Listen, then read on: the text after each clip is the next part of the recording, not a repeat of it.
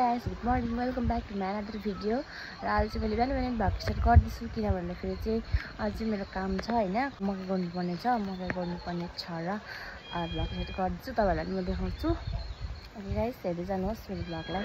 हो मेरो मकैबारी यो यति अझै उता पनि छ गर्नुपर्ने। यो चाहिँ गर्नुपर्ने छ गाइस हैन।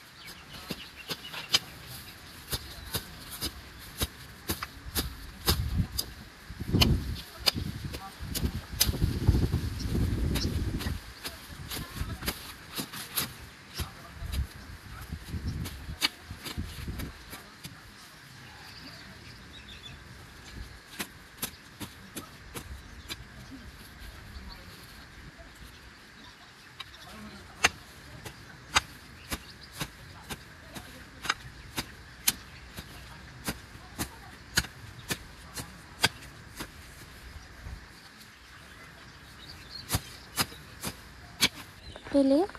Dad? Dad? Dad? हाय भन्दै मेरो साथीहरु चाहिँ मकै गोड्नु हो नि, यो मिल्न आएको हो के न। गाइस चाहिँ मैले मकै गोड्दैछु हैन, उल्टा बेला फेरि बिहान साह्रै घाम भएर सकेन पनि गोड्नुको लागि। यो दुईटा चाहिँ गोडे मैले माथिको, यो चाहिँ सक्छु अहिले। अन्त यति छ गाइस, फाइनली मकै गोडिसक्नु आँट्यो हामीले चाहिँ हैन। हेरी भाइ पनि अन्त गोड्दैछ। अब चाहिँ यति रहेको छ। यो चाहिँ हात त्यस्तो भइसकेको छ। अन्त मेरो पन्जा चाहिँ यहाँ दामी छ है, हात बिहान ठेला उठेर चाहिँ लाएर गोड्दैछु हैन।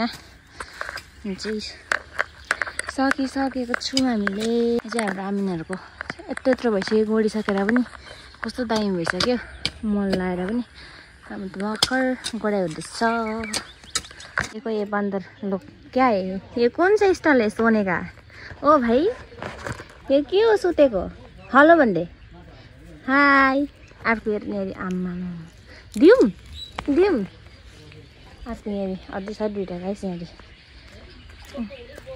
ओए फुच्चे, तेरो नाम के हो?